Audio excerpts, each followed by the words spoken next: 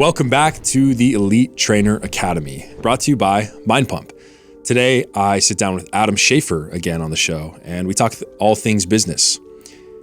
In this episode, we talk about leadership and delegation. Delegation is something that I've personally been working on. I don't think I'm very good at it, so I thought this was a really interesting episode, and I found it very, very helpful.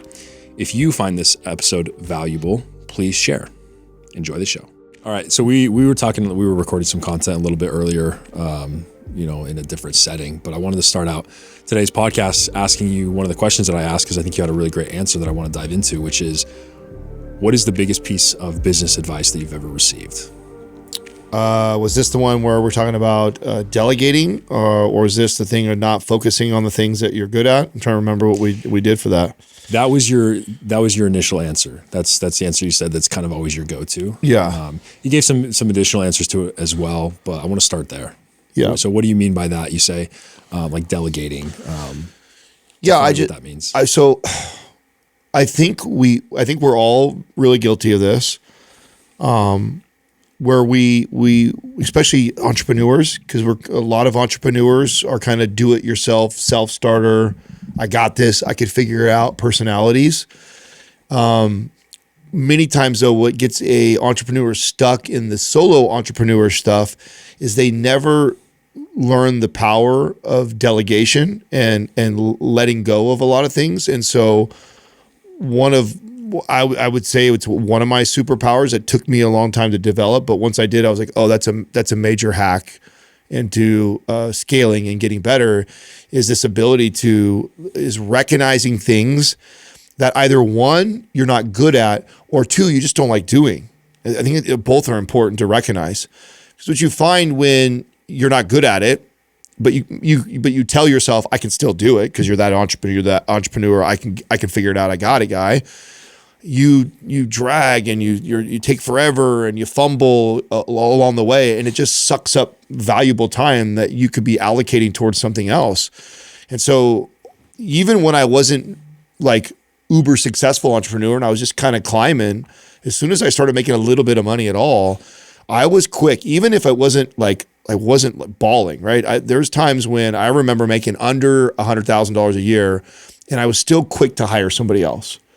Where most people would be like, dude, wait until you're maxed out and you hire the last thing you hire. And I was like, no, I learned a long time ago that if there's things that I'm doing that I don't like doing or I'm not very good at, outsource that right away. Because what it does is it frees that time up for me to focus on the things that I'm already good at or that I like to do. And I find I'm far more successful in those things. If it's something I love doing, I'm passionate about it, I love doing it, I don't count the time, I'm going to excel at it. Or if I'm naturally gifted or talented at that thing, I'm going to do better than most people at it.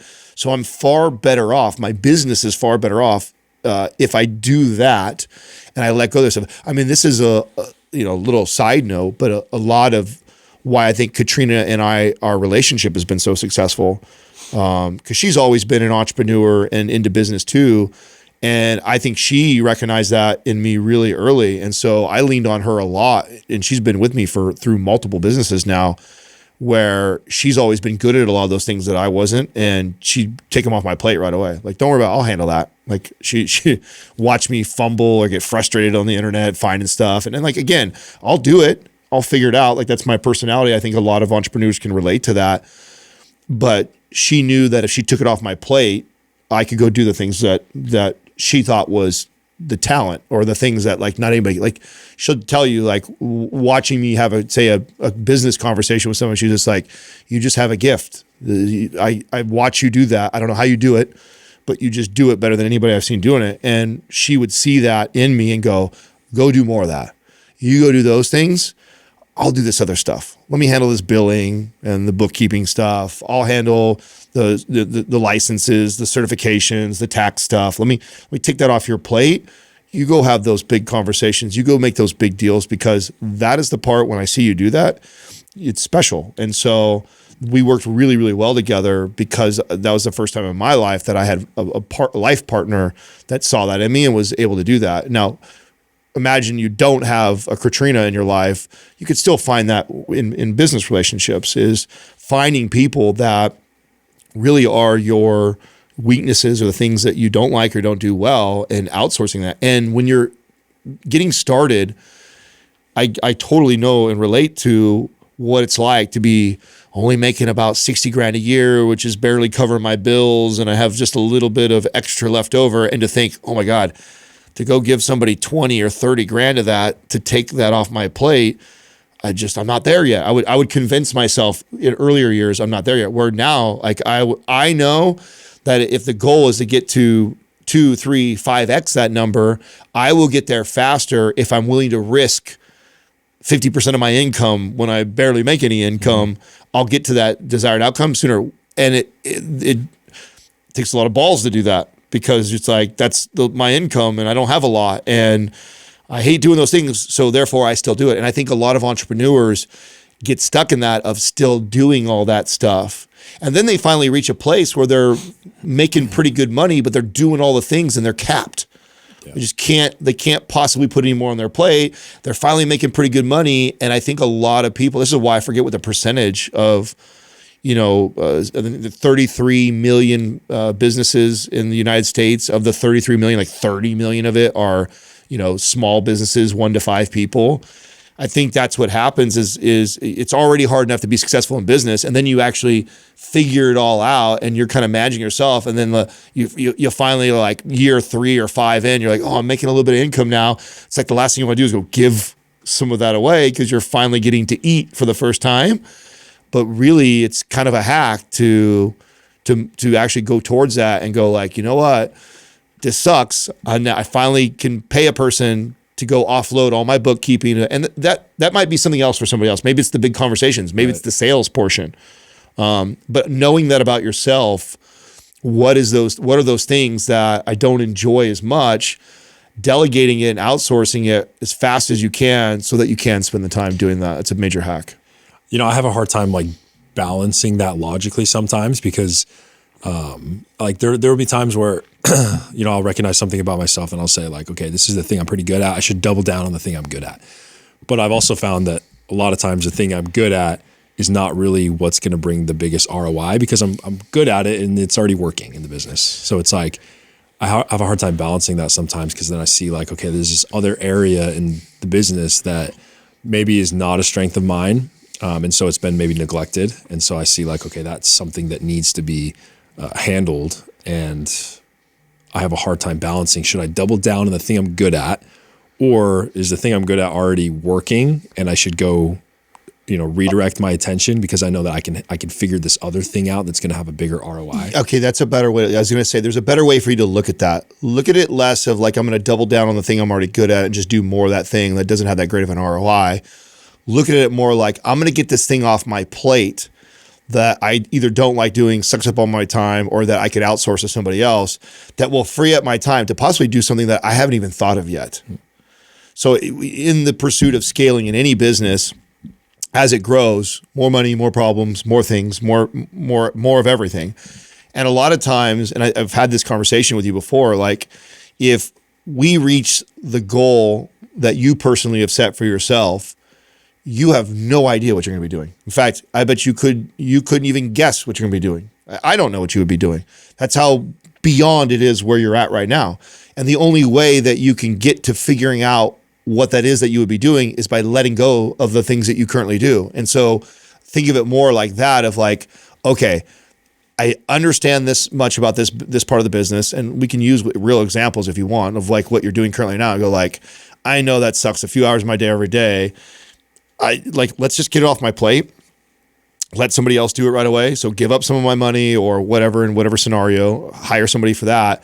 And I think I'm going to go double down on the thing, but really what it does is it opens up and it frees more time. And now maybe you have this like idea of another revenue stream and you're like, oh, I can now go do that or go build that because I've freed up this on my way. Versus if you never let that go, you don't even see that as an opportunity because you can't see it because you got your head down on this other thing. And so think of it less of doubling down on something that may not have the greatest ROI. Think of it as taking things off your plate that frees up the brain space and the opportunity for you to see things that you couldn't even seen before. So that's how I would look at that, because a lot of times, I don't necessarily like, I'm not that strategic, I would say, where I'm like, okay, And some people are this way, and maybe you are. That's why you think this way. You're more methodical, where you're like, that's exactly, 2 hours of my day every day times 7 days a week. That's 14 hours going to free up. And so do I take those 14 hours and just apply it to the thing that I'm really good at? And then does that 14 hours give me the return that I'm thinking on? It's like, no, that doesn't math. It's like, well, no, don't look at it like that. That 14 free hours will probably end up getting filled at other things. And those other things you can't see right now because you have too many other things in front of your view. So it opens that. And then, and you have to believe in yourself that you're that type of person who's not going to take those 14 hours and just sit on your hands. Because I know that about you. You're not that. Somebody else, and this is always a good example of a bad operator or a bad leader or bad manager, is like they take that freed up time. And I've seen this. We've seen this in this business before. I've promoted people, given them that opportunity, then given them people to free up some of their time. And instead of them going and finding more things or building more, they go, oh yeah, this is my opportunity to put my feet up, and then they cruise. I don't think that that's your personality. I think you're the type of person where if I take that off your plate, you'll eventually find a better place for you to spend that time. And so it's a constant game of, carving off those things. And for that, not only that, but I also think, Doug and I were having this conversation earlier today about, him doing the things that he loves. I just think that it also opens the door for you to kind of keep refining that. And I think in entrepreneurship, one of the silver linings or beauties in it is you're building this thing, is if you can continually keep carving off the things that you don't like or you're not good at, eventually you end with this thing that you really love to do, and you're really good at it, and it helps the business grow. And I think that's or at least for me, that is a bigger deal to me than what I thought in my 20s, which was a number. And you and I have kind of had this conversation a little bit, because I know that you wrestle with a little bit of this also, where like I always thought it was like a dollar amount. Like I got it. Like I just, and I, not for any other reason than I just thought it'd be cool to say I built a $50 million company, or thought I built $100 million. What I realize now, what's even cooler is, can I have built this thing that provides all these jobs for all kinds of other people that get to do things they like to do, and they make livings off of it. And I've carved out this piece of it that is just the stuff I love to do. And I get paid pretty well to do it. Like that's it for me. Like that is the ultimate job goal.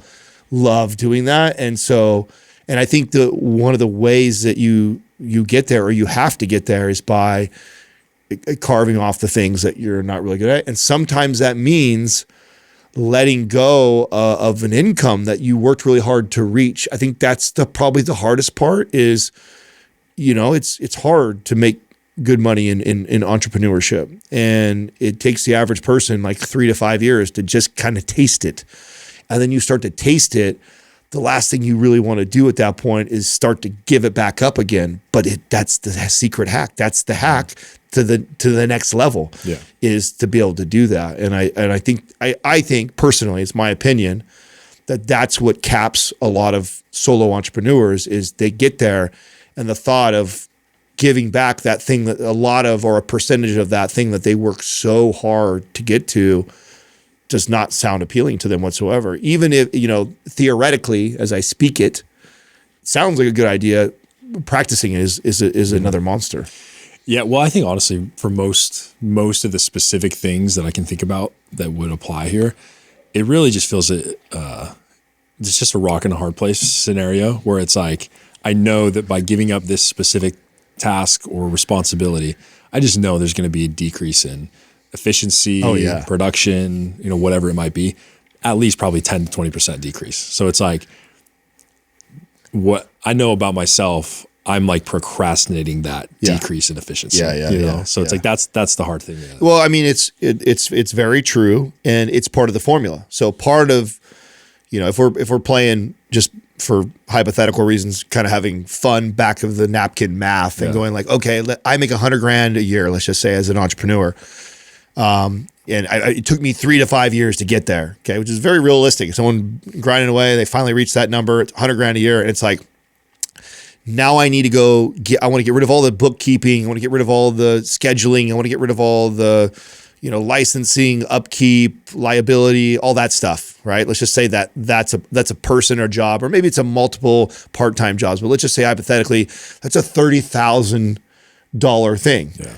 And so now I got to give up $30,000, but I'm not just giving up $30,000. I'm also accepting 20% less return too. Yeah.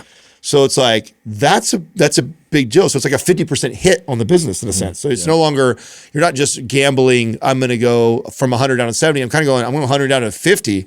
But what you have to believe in is yourself, that you'll make that up so much faster, because now you're more aligned with what you like to do and what you want to do, and with bigger purpose things and things that matter, that only temporarily do you take that hit.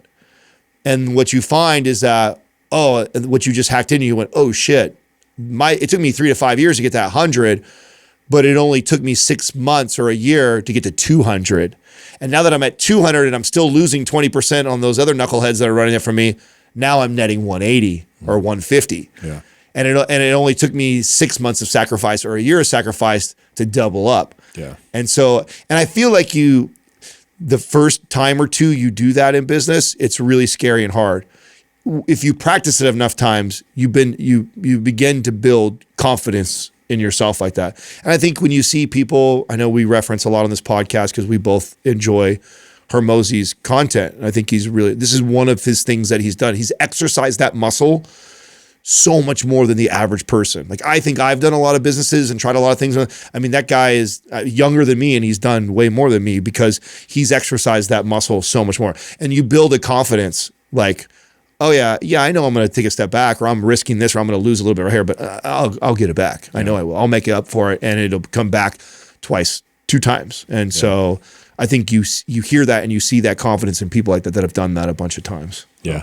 No, there's definitely something to be said about the speed of making those decisions. Oh yeah. That's something I'm still trying to figure out. Like, and I think we've talked about this on past episodes too. Like, even just little things, I'll find myself like overanalyzing for no reason. I'll get a text and I'll be like, I'm going to respond to this, but I don't have the time to like put thought into it right now. When it's like as easy as like just literally opening it up and like responding. It's like it sits unread in my messages for like 2 days before I get around to it. It's like, why do I do that?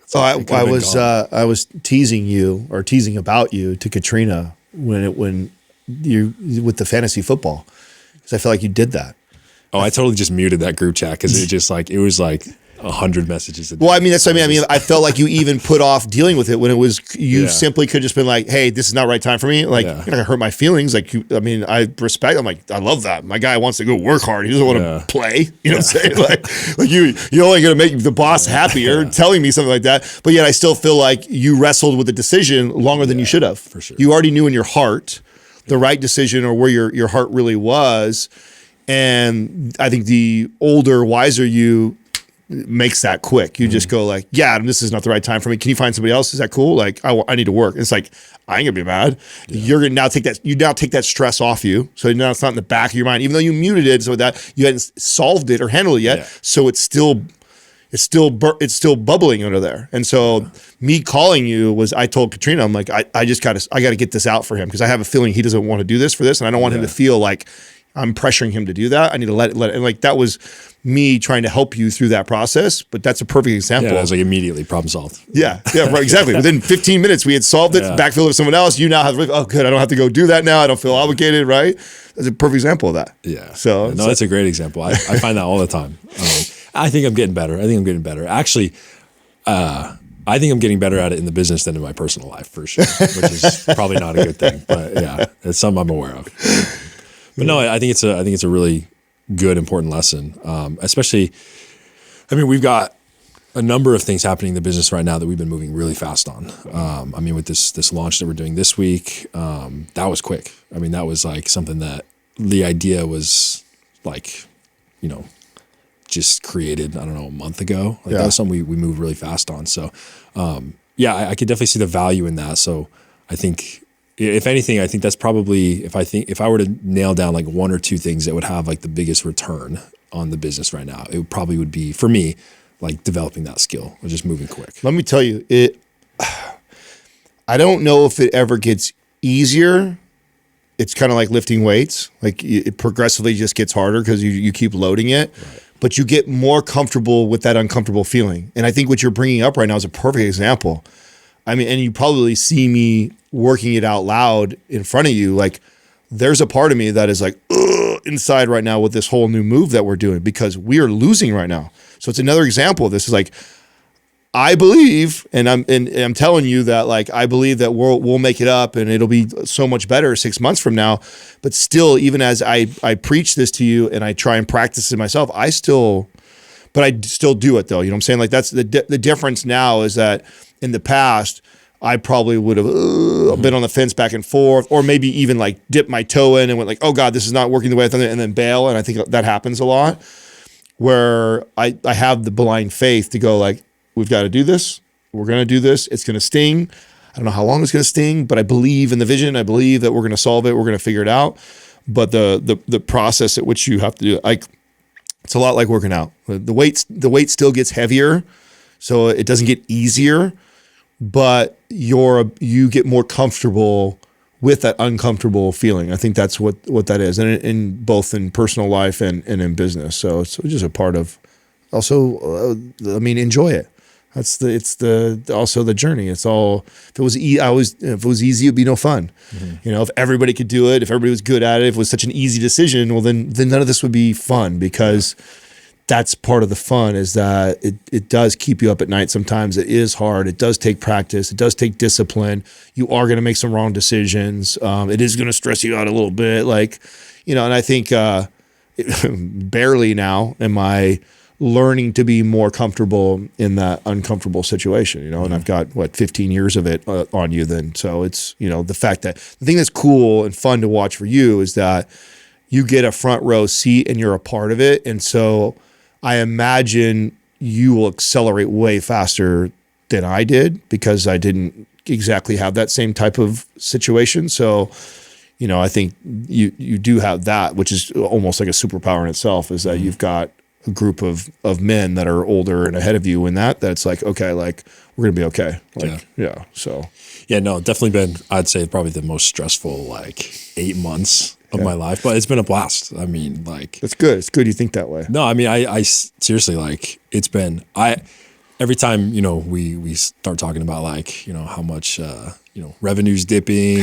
or we're not doing well in these areas, like, I get so excited about it. Now, I don't have, you know, obviously as much stress or pressure around it. And so I think that's a luxury for me, is that I get the excitement of like let's turn this around, let's win, but without as much of the pressure. Yeah. So it's fun for me. It's a blast for me, because I can see all the things that we could be doing better, and, you know, I get excited to you know. Has it changed? I know this is you interviewing me, but I'm going to turn it on you. Has it changed for you? Because a lot has changed in the last year. Have you found new things that maybe you didn't realize that you would enjoy doing as much as you enjoy doing? Have you had any aha moments like that, like through this process? Like, I remember when I transitioned from being more of a trainer to being more of a leader and boss, like, I didn't know that I was like going to like that more than I like personal training. Like, that was kind of when I realized, like, oh, I like this way better. Like, you've done a lot of new things, everything from interviewing, training and developing, building systems, building out back-end stuff, working with marketing teams. You've really had a lot you've been involved with in the last year or two.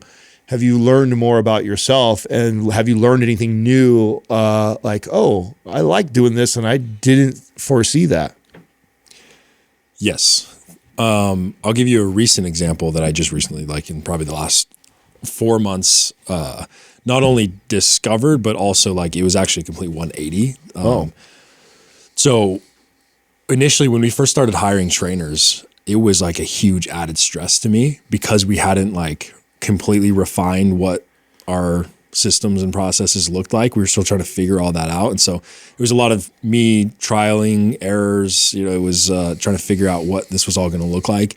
And on top of that, I've got now, you know, at that point, 2-3 coaches that I'm also trying to like bring it along with that process. And like, they're asking me questions that I'm like, I haven't even figured it out yet. Like, we're still trying to figure out what this looks like. That was a huge added stress. And so I actually thought like, oh, I don't know if I love like coaching trainers and like leading trainers. And so that was like, it wasn't something that I was like, I hate it, but it was something that I was like, oh, I kind of thought I'd be a little more passionate about this. That changed actually in the last probably 4 to 6 months as we started bringing on more people. Now that there's not the added stress of like me trying to figure out, like scramble and figure out like what all this looks like. Now I feel very confident in the processes we have, our frameworks, the way that we, actually deliver coaching and that service. Like I feel very confident about that now. And it's become very fun to coach and train trainers. Ooh. So that actually is something that I've really, really enjoyed.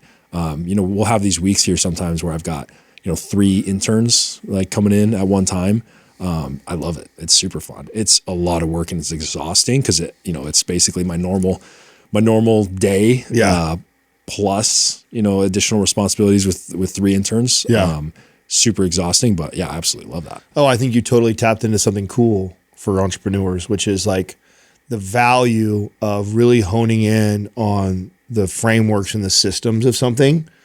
Even if it's something that maybe you don't think you're going to love very much, but you can love to learn that process. I think of it as in sport, when you're learning a new sport, let's say golf, because it's one of the most recent sports that I've learned or I still think I suck at, like starting to get the form and the technique down, and then you start making connection on the ball. It's like, oh, this thing that I really hated doing or I didn't really enjoy that much, I'm starting to enjoy it now. It's like, and it's the process of the form, the framework, the technique starting to unfold. And then you start making those connections. You're like, oh, this is a little bit more fun than I thought it was. Kind of like that, I feel like. Yeah. And business is a lot like that. Is when it's disorganized, it's all over the place. You're trying to figure all that trial by fire.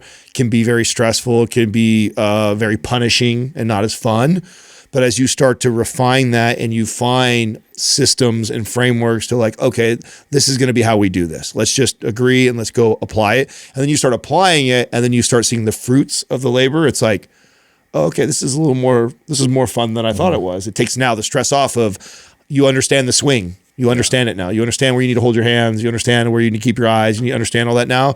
And now you're starting to perfect the form of it. And then you're noticing the ball's going a little further. It's like, oh, okay, I kind of like this a little bit. Yeah. Business is a lot like that. Yeah. Yeah, and it's also been like, as I've realized more too, that it's like I don't have to do everything.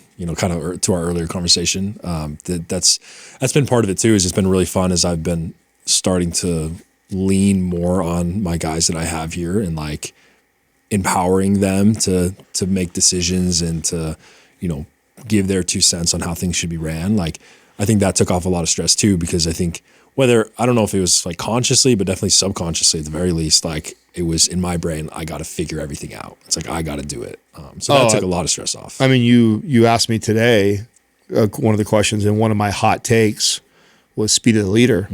Mm-hmm.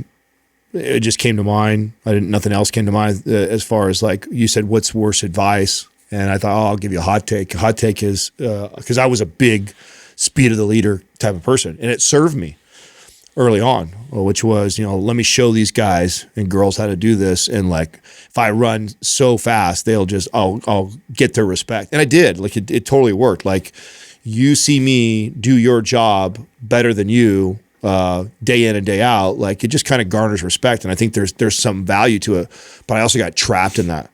I got trapped in it because it served me.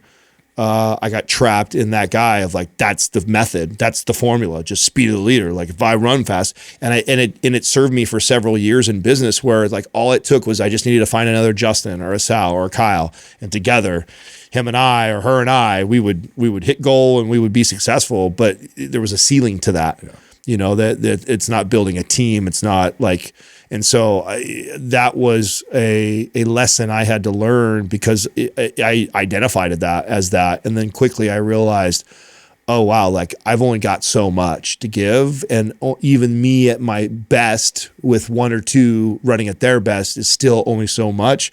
If you're going to get 10, 20, 30, lots of people to move in a direction, that's a whole other skill than just speed of leader. In fact, many of those people aren't going to see your day-to-day work or think you work really hard. It doesn't matter. And so, that's where I think culture, systems, a lot of things that I think that you're already figuring out. Like I wasn't figuring that out by this time. I'm still speed of the leader guy and thinking that's how I'm applying to everything. And so the fact that you're already hacking into that, again, takes you to another level of leadership. So how do you identify, the certain traits or characteristics in somebody that's working for you? Like, I think there's some things that are obvious for sure. Like, I think about the people we have here. I think with each of them, I could, pretty early on say like, this person is good at this thing. And I think there's one or two things with each of our people that we have here that I could like do that with. But I think over time, like the longer that some of these guys have been with me, I've been able to pick up on things that I didn't identify early on. Like, how do you start to develop that skill of seeing those things early? Yeah. I mean, I think that's, maybe somebody has a better answer than me, but I think that just comes with lots of reps and seeing characteristics, like similar to like, I mean, you've trained enough clients to kind of have this idea, right? Like you can probably take a client on an assessment, and maybe it's the first hour, maybe it's the first couple sessions, but probably at this point in your career, relatively quick, you kind of know what kind of client it is, meaning this person's going to adhere to the diet really well, or this person's going to really, like, I can tell, get into the strength training and follow what I'm saying, or this person is going to be very difficult to get them to follow anything, or they're probably going to, you know what I'm saying? Like you start to, and you only get that because you've practiced so many times that you see common characteristics. Leading trainers the same way too. You start to pick up, and we're overgeneralizing because I don't believe one, two, or two trainers are ever exactly the same.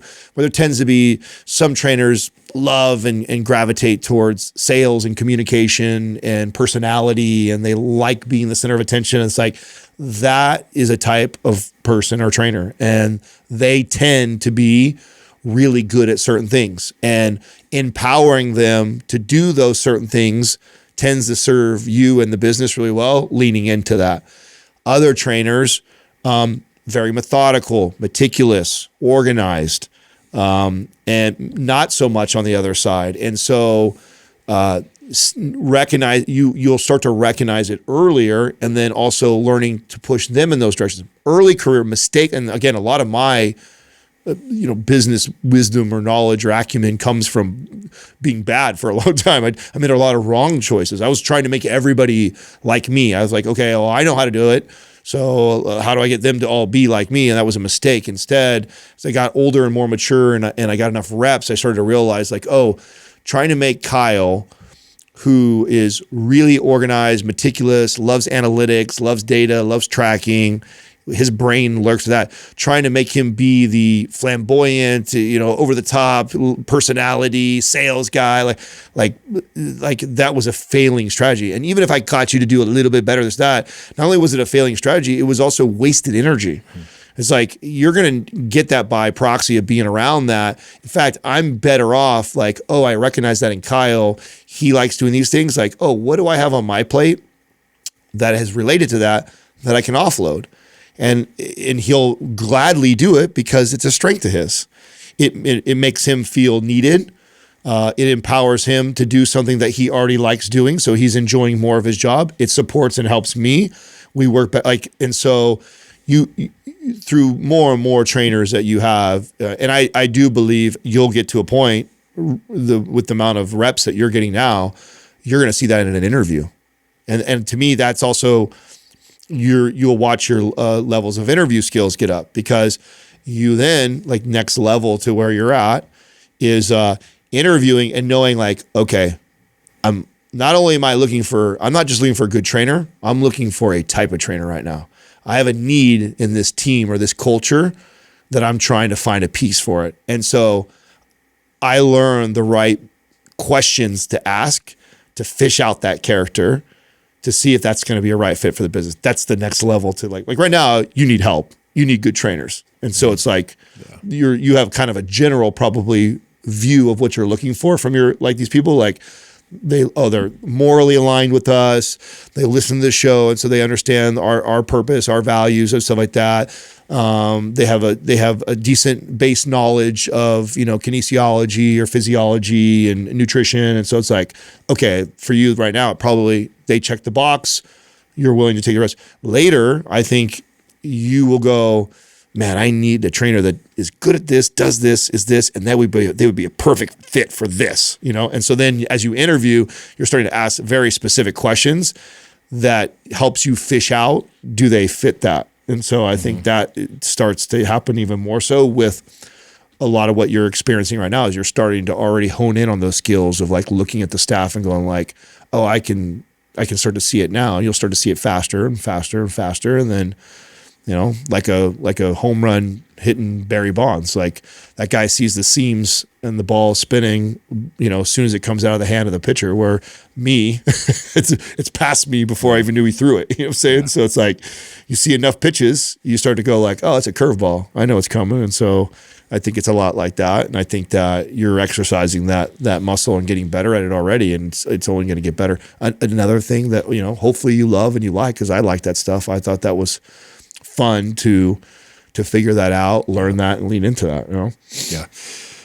Earlier, again, when we were recording content, I asked you about culture. And I think we have a really special, unique culture here that we've been developing. Yeah. What do you attribute that to? I think it starts with the leadership. So one of the biggest debates my buddies and I have that are all sports nuts is, and they all work for companies. I'm the entrepreneur of the group. And so one of our ongoing debates in sports is always like, when a team wins is the championship, whether it be basketball, baseball, whatever, I'm a big culture guy. I'm always like, oh man, upper management, general manager, recruiter, and they're like player. I mean, LeBron did that. They did that. And I'm like, no, it's the people you don't even see did that. And that's because I have experience building culture, and I know that we have some trainers right now that are doing unprecedented numbers, and they're incredible. But and not to take credit from them, like they're not good or something like that. Okay, this is not me saying that LeBron James sucks, and it's not, you know what I'm saying? It's like, Of course he's good, but to get all those players to play together and to play at their highest level says a lot about the person or the people that are leading those people. Because I believe that you could hire 10 of the most talented trainers in the world and be unsuccessful. And I believe you can hire 10 of the most average trainers and be the most successful.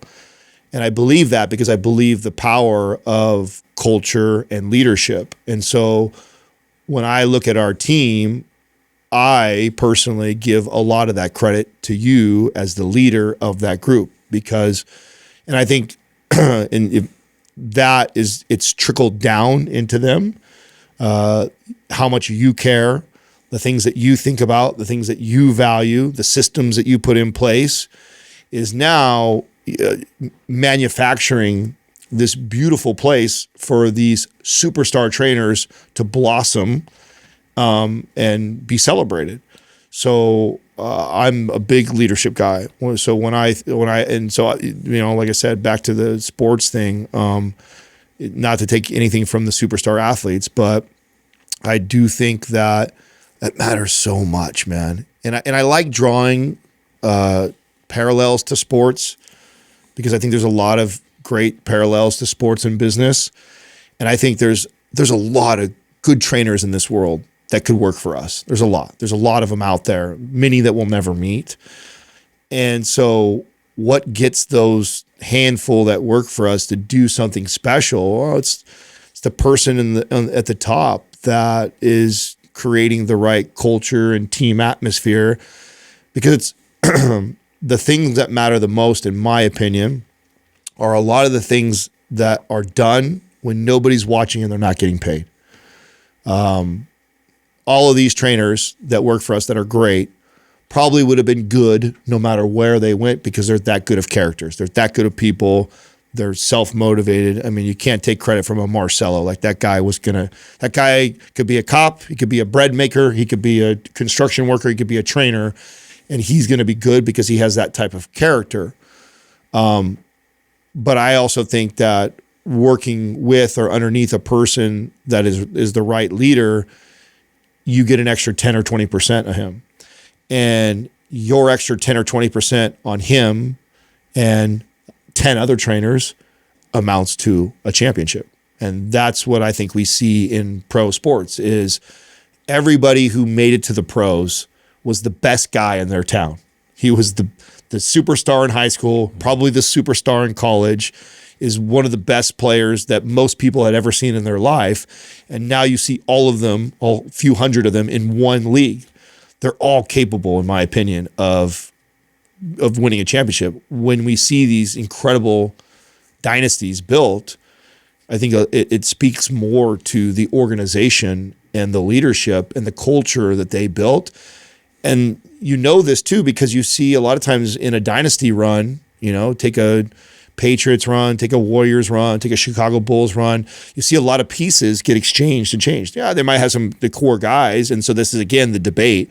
Oh, that's because they had Michael Jordan and this person, that person. Oh, they had Steph Curry and this person, that person. Well, yeah, it takes a lot more than 3 to 4 guys to win a championship in anything.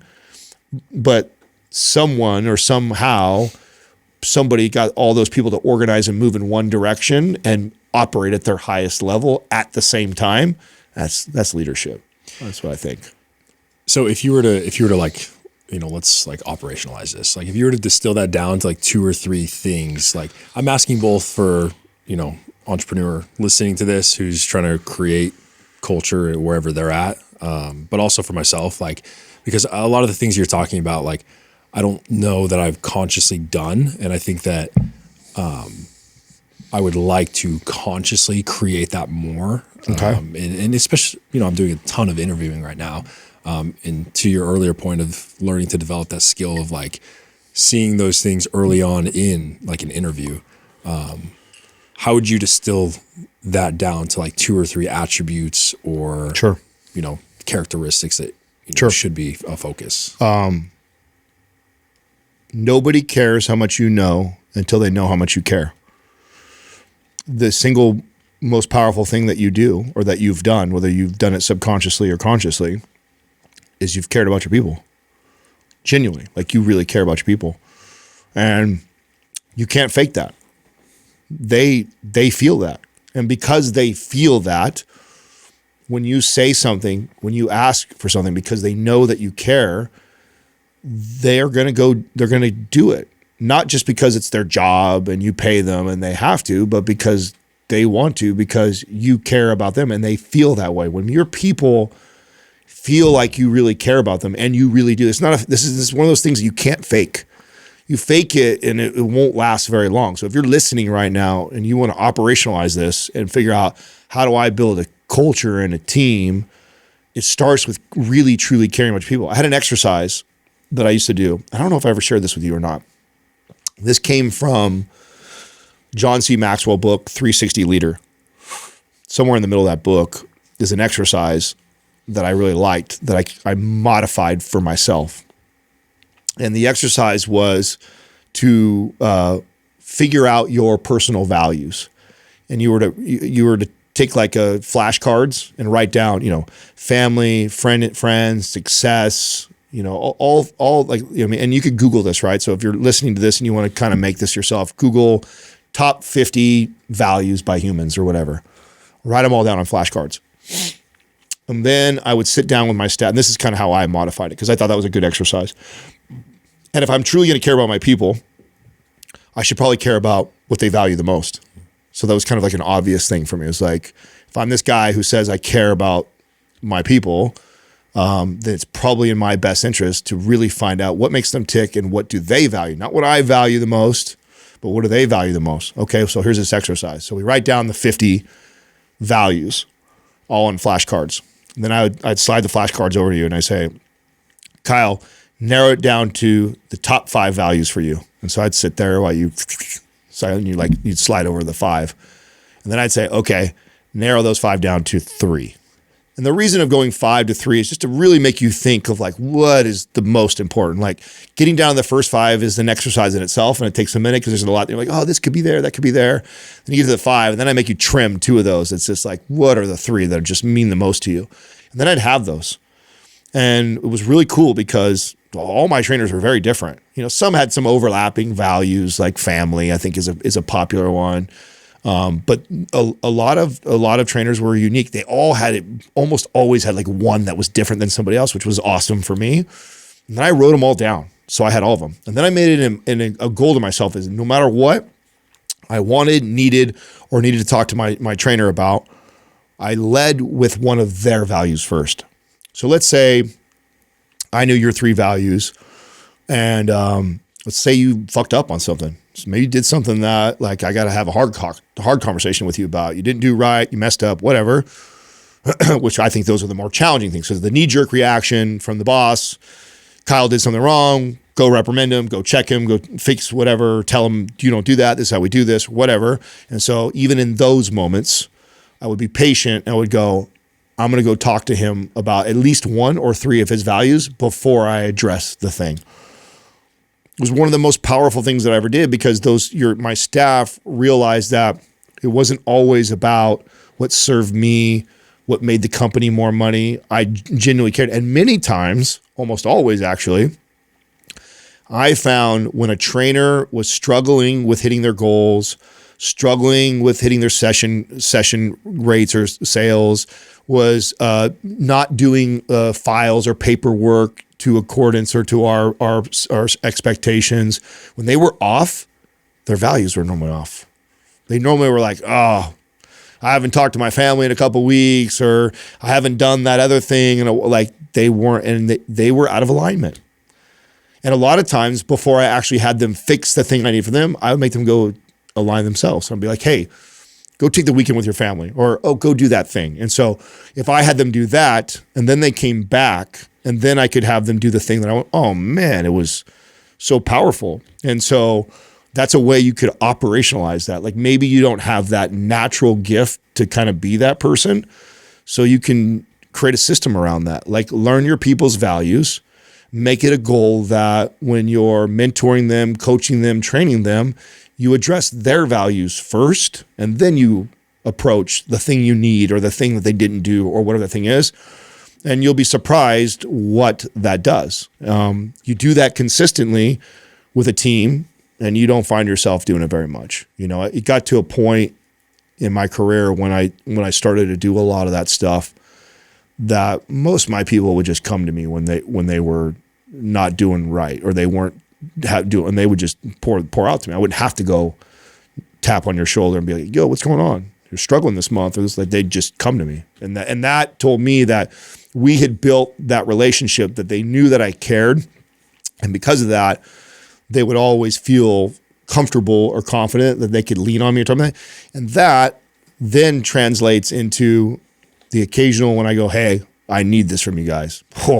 Then everybody rallies together and we all move and row in one direction. And it's like, then you do special stuff. You break records, you do things that I think that, so, and all those people, again, stand on their own, are good, talented, great. That leader gets that extra piece out of them. And I do believe that there's things that you can do to like work on that skill. You've heard me talk about the 1 minute manager thing too, of like, always approaching with things that they're doing a good job. Like these are all things that I think a lot of these things you actually kind of do naturally. I think you have that gift. I think I don't want to say I'm the only one, but my partners and I saw that in you and we go, this is the right guy to lead our people. And I think we were right. And I think you continue to prove that. And I think you can, and again, if it's a strength of yours, here's an example of doubling down. Like you want to talk about something that like we were earlier in this conversation, you were saying like imagine you let go of that thing that's sucking up 20% of your time that that somebody else is going to do, to 80% of your expectations, but now you can do 20% more of that. That'll give you that ROI that you don't think you're getting. Oh, it'll give it to you. You won't be able to measure it in a week or right away. You won't be able to go like, wow, man, I stopped doing all that bookkeeping stuff, but now I'm spending all this time with my people.